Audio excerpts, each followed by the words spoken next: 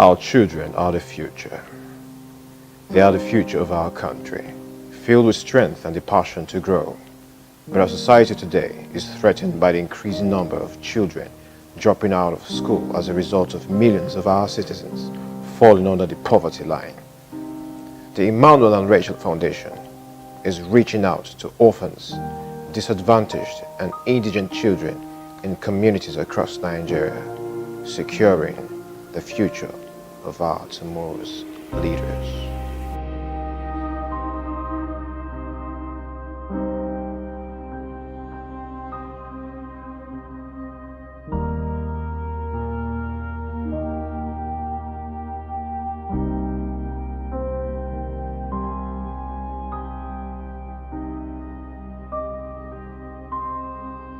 This is the Itedo Community.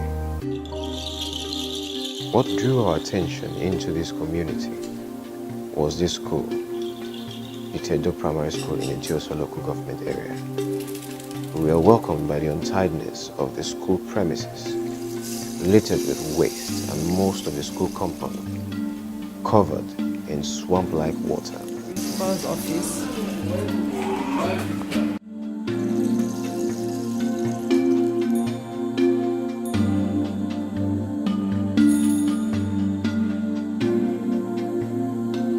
classes are congested because the last two classes are flooded with water.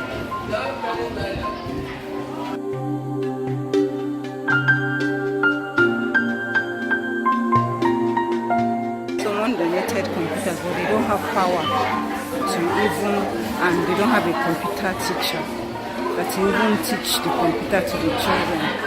But they have not had power here for a long time, so they can't even power the computers. Some classes were even abandoned because they have been taken over by the swamp-like water covering a major part of the classroom floor.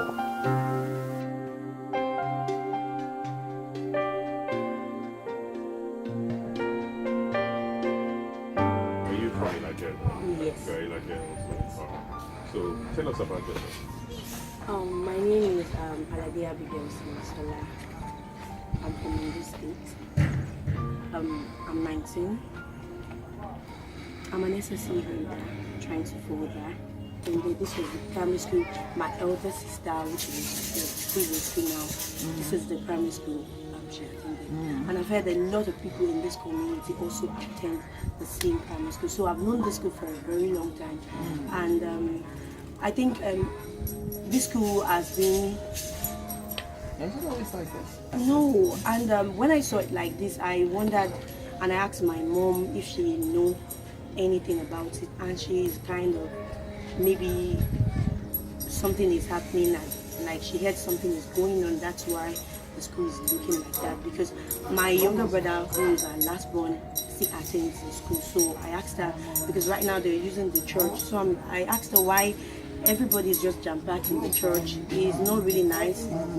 So she said it seems there are some cases on the school. We've had some talk about adolescents, getting pregnant prematurely. Is this something you've observed in this community? Yes, because How many do you have any children? I don't have any children. Though I came to this community last year, sometimes by this time last year, I think. So I get to see a lot of teenagers get pregnant, and I noticed that their parents are not really concerned about it. Under 15 or under 18, you see them that carry a baby at hand. Most of them, I don't want their life to be useless. There's a one, she came to me and she said she want to learn fashion and design, all this tailoring. And I put her there without the knowledge of the father and the mother and the person she born from. And I took her there, register her. Later on, she run away. They are like that. They don't want to do anything. But any assistance we can render to gather them, for them not to, because when they as they carry their baby, tomorrow, whosoever they born for, he can drop them. They can drop them. They become, the pikin will become a useless, both the mother. To feed, it will be a problem. So that's why I discussed it with him, that whatever we can do, but we can still arrange them. Maybe by next year, we can start do something. Also heard about crime, drugs, and all sorts of things. Do you have any idea about yes, stuff? I've seen a lot, because I noticed that most youth of this community don't want to work.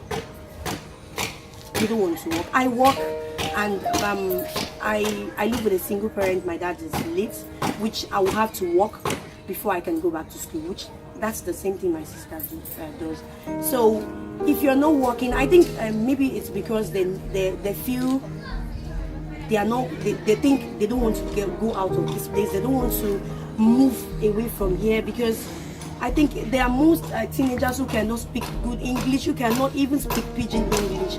I am not so happy about it, and I think a lot is not there is no excuse for any parent to say my child can't go to school because I don't have money, because it is very close, and I don't think they charge that much. Apart from school uniform, get books for your children, I think that is all. So I think there is no excuse for any mother or any guardian to say my child cannot go to school because there is no money, because we have the school here. So seeing the school like this, I'm not happy about it. Do you think these conditions are affecting the pupils in any way? Yes, it is really affecting them, because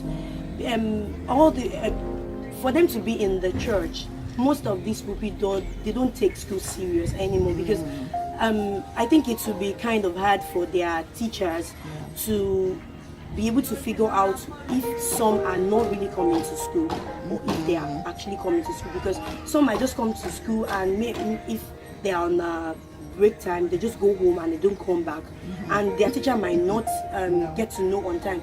But I think if they are in their classrooms, the teacher knows how many pupils are in the classroom. So if you're not coming, you're not even supposed to leave the school vicinity to get lunch. So I think the church is not that safe for them, and it's not good enough for them. And do you think that there's any connection between the condition in the school and all these things that we are talking about? If the school is like this, and if the condition, if we don't improve, like try to make this school look good again, I think a lot of crime, it's just as if we're trying to bring up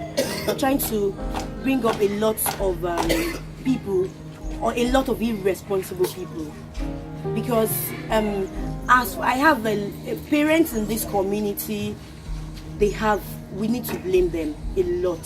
Parents in this community, we need to blame them, because they are actually encouraging children not to take school serious, not to want to be responsible. But then you look at the condition in the school itself, that must be affecting the parents themselves too, isn't it?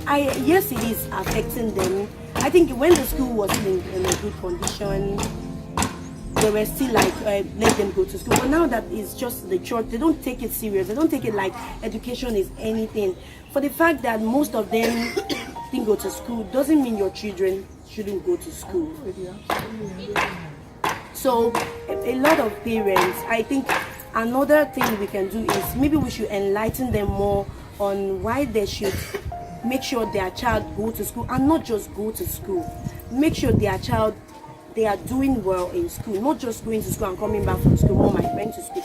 They should make sure their child is going, they are doing well, and they should try and help the teacher too, because it's not just the teacher's work.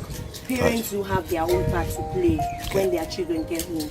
They should play their own part, and teachers should play their own part, and the community as well.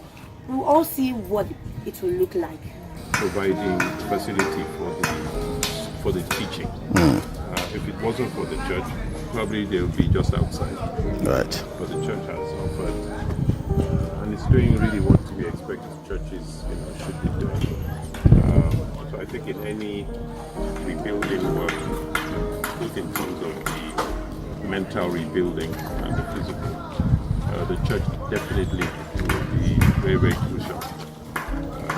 So we need to harmonize with them pretty well. And they've got some very good, kind-hearted people who are also there doing what they can.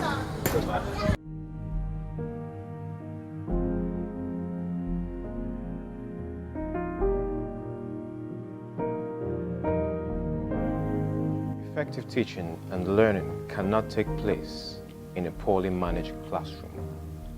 The Itedo Primary School is one of many examples facing this crisis in Nigeria.